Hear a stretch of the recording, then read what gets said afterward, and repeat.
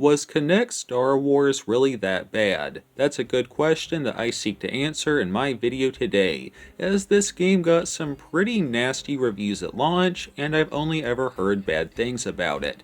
Starting things off, I would like to say that this game was developed by Terminal Reality of all companies. You know, the guys who made Blood Rain and The Walking Dead Survival Instinct.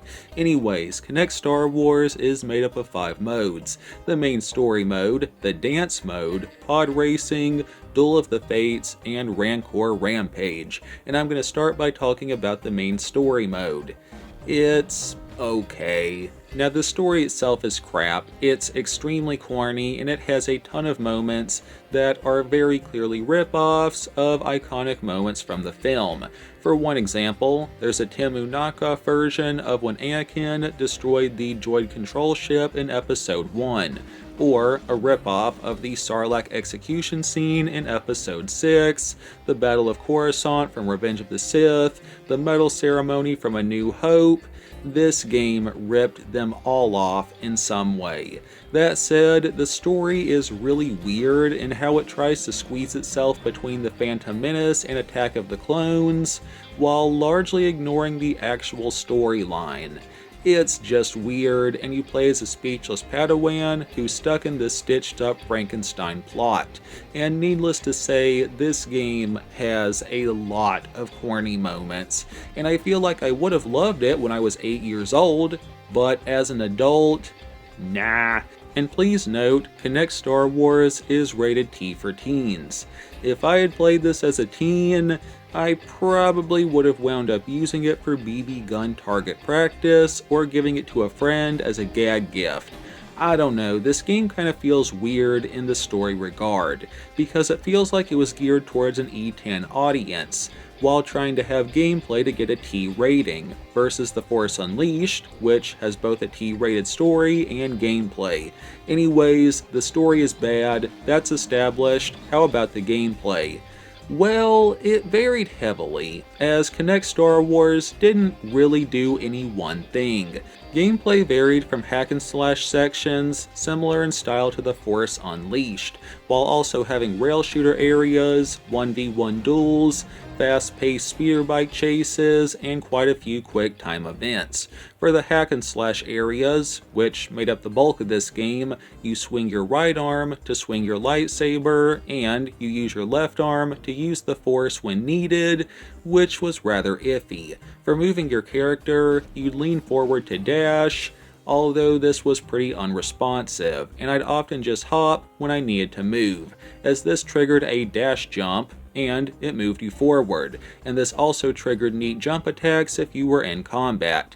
Now I should note that, just with the way the motion controls are, you will die quite a bit. I think TR realized this, so they gave Kinect Star Wars a very generous checkpoint and save system, in that if you die in combat, you respawn right where you left off.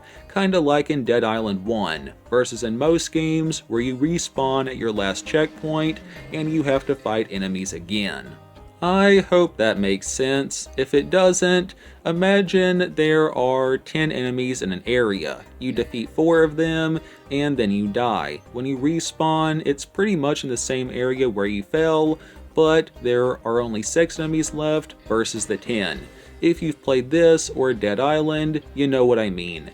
As for the enemies you fight in this game, almost all of them are droids or Trandoshans, the species of Bosk, and one of the bosses was a Zabrak, the species of Darth Maul.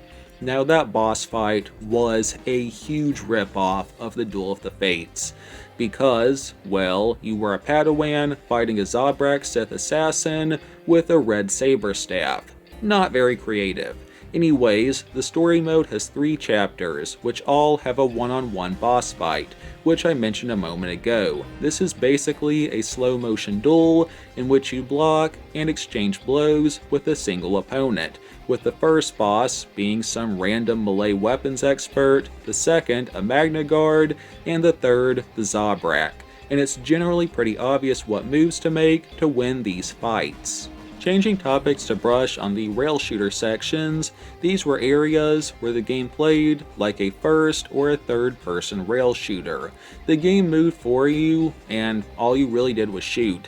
Actually, all that you actually did was aim and target a gun over enemy starships. These sections were always starship battles, and after you aim the reticle over a baddie, the game automatically blasts them for you.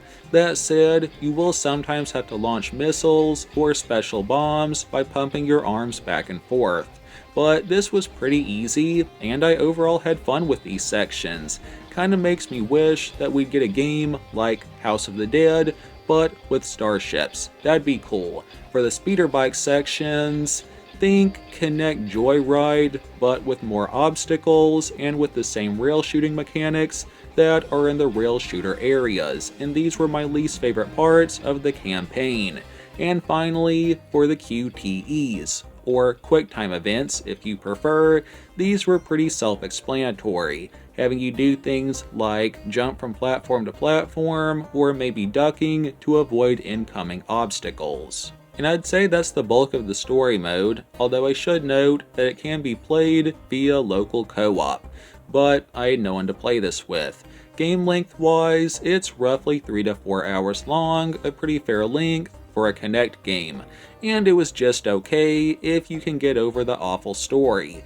It's not a great game, but it's not really bad, just meh. And outside of the force being iffy, the motion controls were usually passable. And you do get to choose your own Padawan, although most of them were pretty generic in my opinion. Alrighty, now to start talking about the side modes. I first want to cover the dancing. This was a pretty smart addition by the devs, as the Kinect had proven that it could handle dance games pretty well, with things like Just Dance and Dance Central, and it's more or less Just Dance Star Wars edition, having you pick a song and following movement prompts on screen. Of course, you get graded based off your performance, and for every X amount of points, you get a star. And you unlock new things after getting enough stars, and dancing has 3 difficulty options. Now, the dance mode offers several different settings, but I didn't unlock anything, but the default unlocked Bespin and Jabba's Palace. Now, Jabba's Palace was rather interesting, as here, this game really started to push the boundaries of the T rating, because halfway into every song, Leia in that outfit from Return of the Jedi joins you, and things start to feel a bit more on the M side of things when that happened.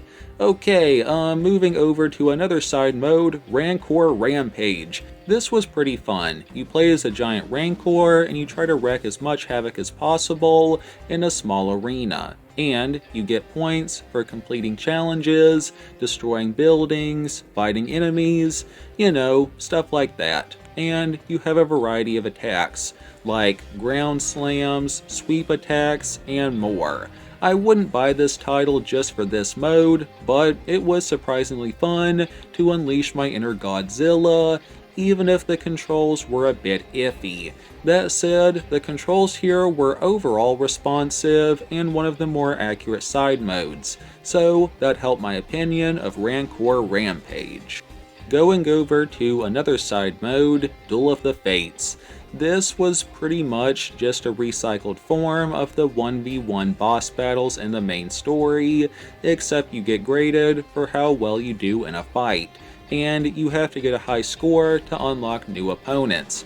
While the combat is okay, the motion controls made it really hard to rack up points, and as a result, I was never able to unlock any foes outside of the 2 unlocked right off the bat, which kinda stinks because you can go on to fight Count Dooku and Darth Vader, but again, iffy controls, mainly with the clash sequences where you and your opponent lock blades and you have to push them away. This was really iffy and usually took multiple tries before I succeeded. Alrighty, to discuss my least favorite mode in Kinect Star Wars, Podracing. As much as Anakin Skywalker loves it, I personally did not.